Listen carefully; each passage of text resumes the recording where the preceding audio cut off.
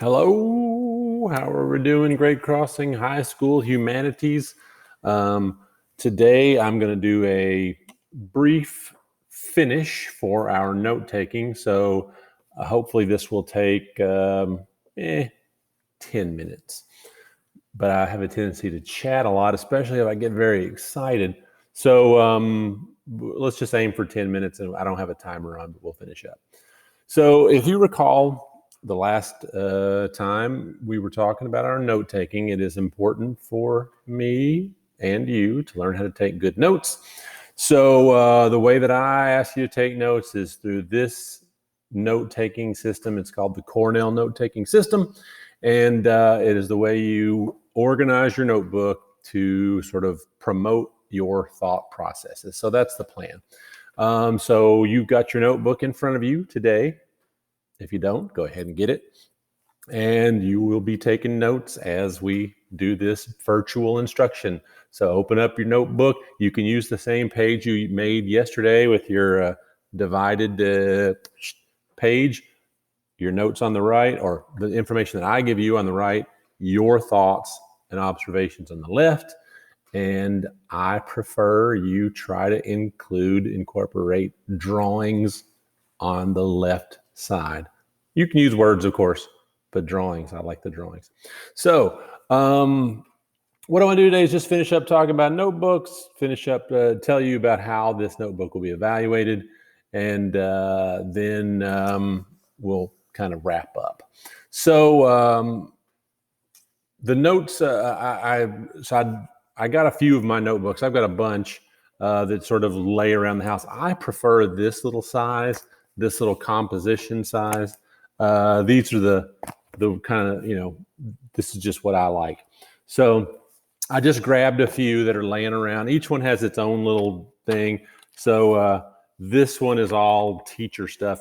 So I'm not going to hold it up to the screen too much because, you could screenshot it and then who knows, who knows what I wrote in there, what I was thinking. Yeah. So this one is a teacher one. So this is notes I was taking for teacher stuff. This one is, this is a new one. So this one is also teacher business. Oops. This one looks like these are stories and art business. This one is all written stories, creative stuff. So yeah. So and I forgot to bring it in. I usually keep one in my pocket right here just in case I need to quick put something down. I didn't wear my ID badge today. So it's important to have notebooks. If you don't write down your thoughts, they're just gone. In fact, I was looking at an old, this is an old drawing notebook that I have.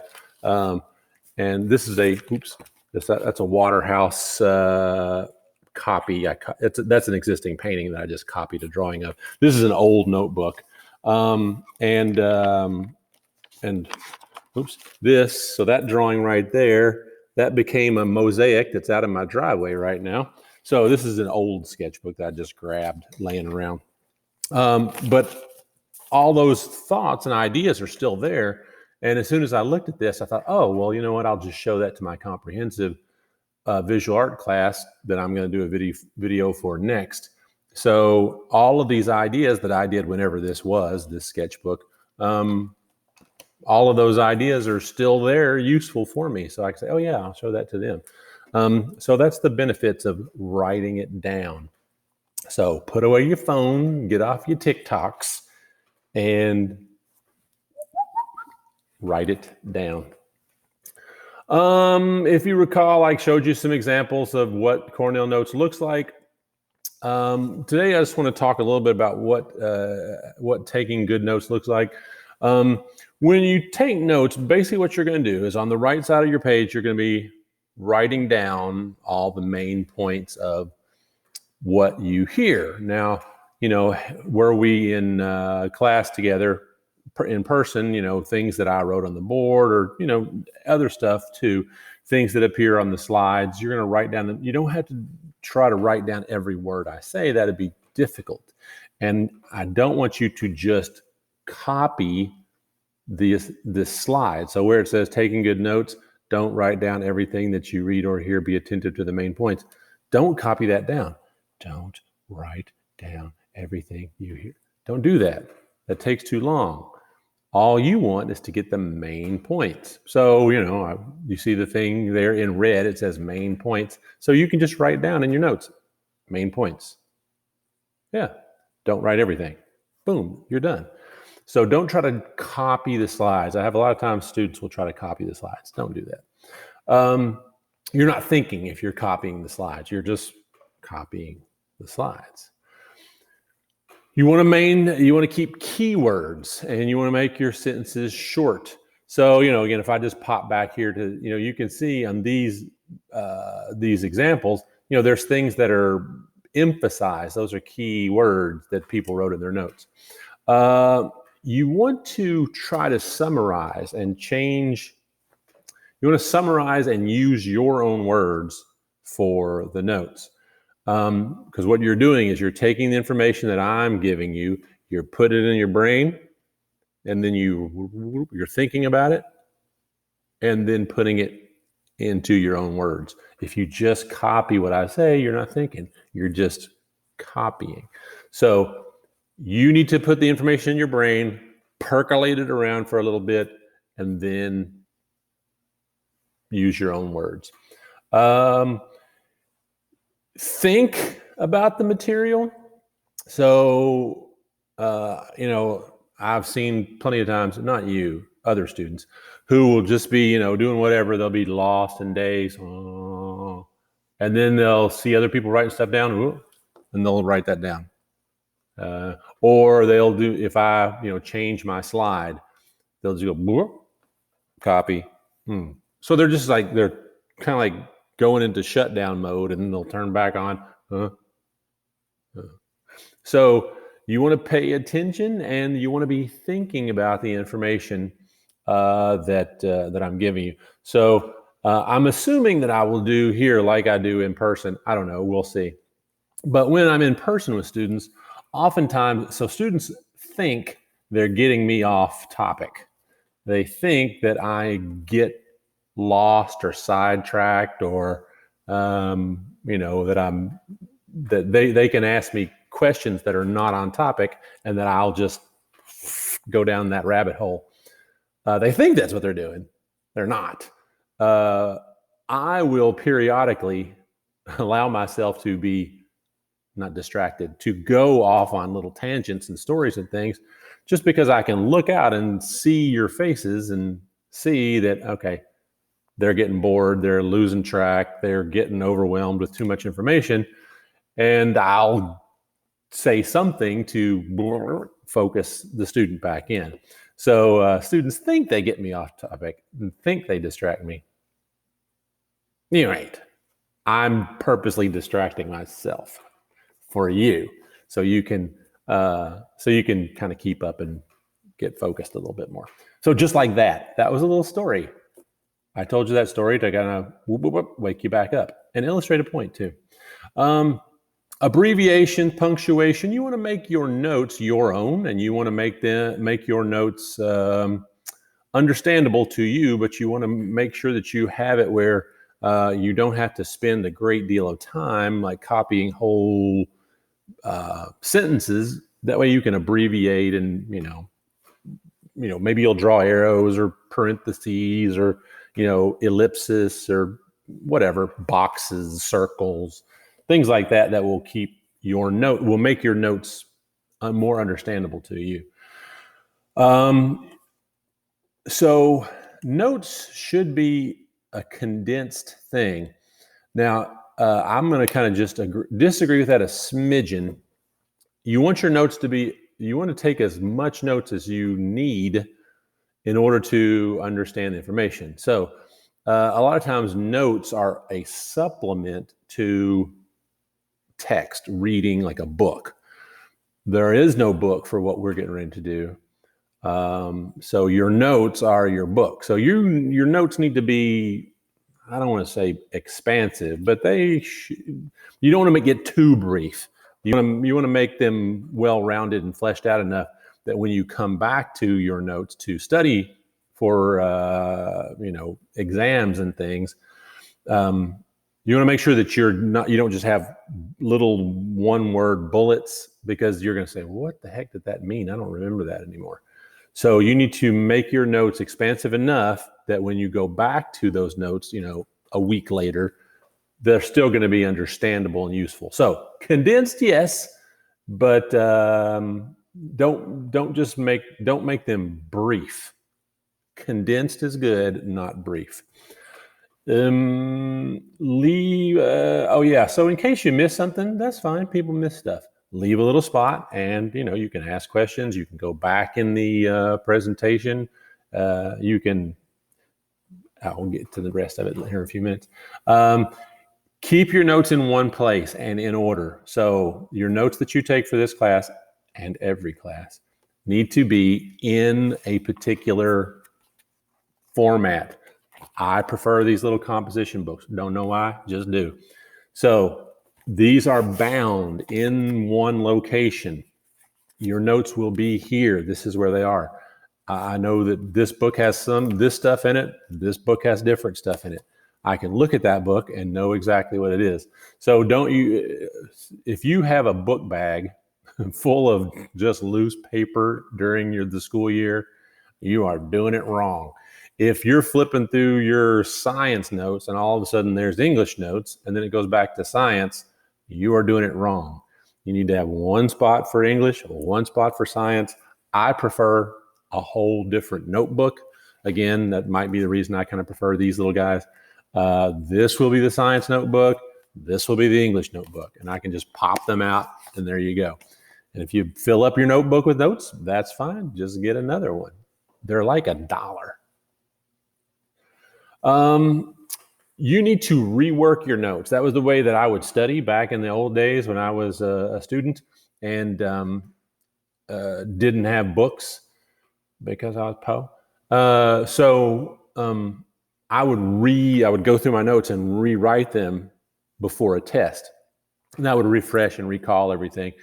And I would generally try to rewrite them all onto like one review page, and so they were small and tight little notes review. And then I would have a one-page review that I would have that I could just, when I got to class that day before the test, I would just have that one page that I would just be review. And I wouldn't have to go through my whole notebook. I would just have where I'd gone back and reworked my notes. I would have that one page. I could look at it, and then I'd take the exam. So I had that refresher little note sheet right before. So that's a good thing to do. Compare your notes. Here's something that it's going to be hard this way. It would be good for you to compare your notes with other people's notes, like get a study buddy, like a partner, and you all could, and not just for this class, for all your classes, get friends, get off the TikTok and talk to other human beings. And you all can have study groups and partner groups, and you can trade notebooks and look at his notebook and she looks at your notebook, and I didn't even think about that. And that's a good way to do those notes. So again, note taking is hugely important. It's not just for this class, for your whole life. You need to write it down. Let's see, so in the Navy, this is hard to do, my little example here. In the Navy, we all had notebooks when I was in the Navy. I was in the Navy, by the way. So we had notebooks. You had to have a notebook with you all the time. And that notebook, and you can't see it because I'm sitting down here, but what we would do is we would take that notebook and stick it in the back of our pants. Let's see, is it back there? Yeah. So that way it's kind of sticking. So at any time, if you were, you could whip out that notebook and you'd be ready to take notes. And then when you're done taking notes, you just kind of stick it right back in the back of your pants there. So you should have your notebook not just for school, but you need to have it for your career. If you are if you're working at wherever you're working, have a notebook. Can you imagine if you show up for a job and your boss says, okay, today we're going to go over the deep fryer, I don't know, whatever. And you whip out a notebook and start taking notes, your boss will be like,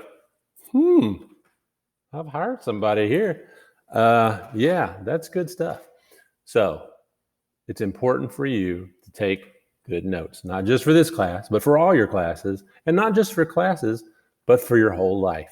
Every time you read a book, when you're going through the TikToks, take notes. If you're following,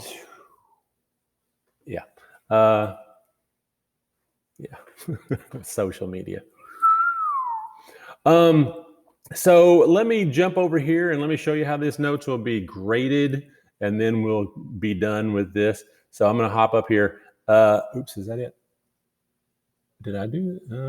I may have accidentally closed it. Did I? No, I didn't. There it is. I hope I didn't turn off my...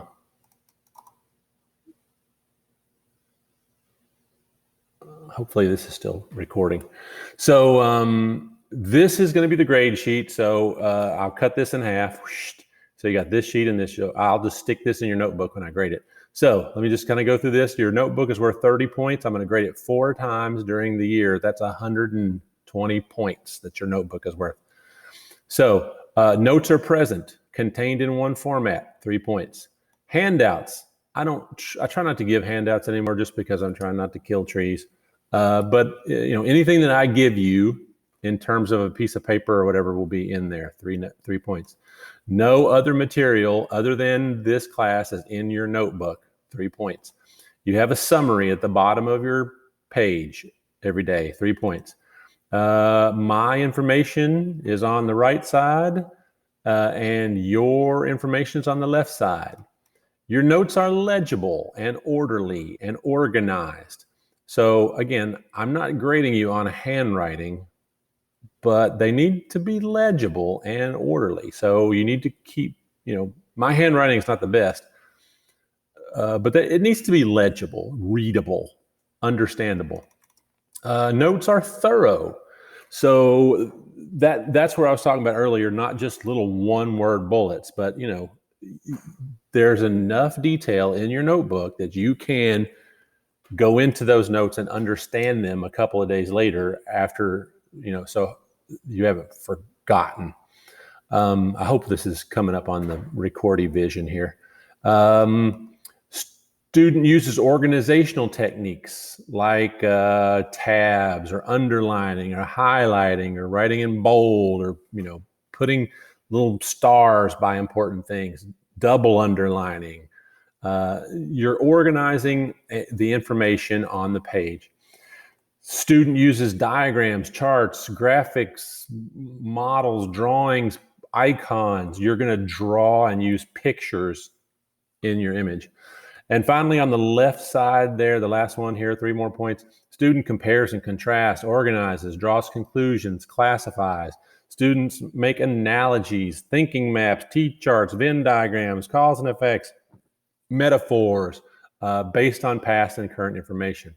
So all of that stuff is what I'm looking for in your notebook.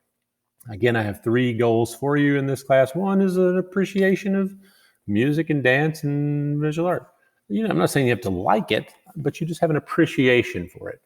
Number 2 is we want you to be able to write, and then I'll go over the writing assignments that we're going to be doing probably next video. And then the last one is to take good notes. Not because I particularly want you to take notes in class, although I do. I want to teach you how to take notes because taking notes is part of being a successful person. So there you have it. Yep. Well, we hope that all worked. I'll have to review it and see if me going over here, like flipping over to this page. I don't know if it's recording or not, so I'll have to look. I'm new at this now, people. we'll see how it goes. So just to recap what these first 2 days, 2 lessons we've done here is really been about taking notes. I'll pull this notebook out of my britches here. Taking good notes and understanding and comprehending and recording information. Get you a notebook and have it with you all the time, even on the TikToks, working the fry machine at Wendy's. Write it down. That's important. Write it down. If you don't write it down, they're just going to be gone. They're gone. You know how your notebook is going to be graded. I'm still working on the evaluations for how we're going to do evaluations in this class. Still haven't figured that out yet myself. I got a little bit of time before I'd have to really do something and explain it to you. So, but as we kind of move along, what I hope to do is I hope that this class is going to be, we're going to be able to evaluate your understanding and appreciation of art. And that's tough, a little different than other classes. I mean, I can ask you facts about things, but to evaluate your reaction to things, that's a little tougher. But we'll get into that later on. So we're going to wrap this one up today. Hope you have a good day. Stay safe. Wear a mask, especially around your elderly family members. And there you have it. So let's stop this, and hopefully it will work.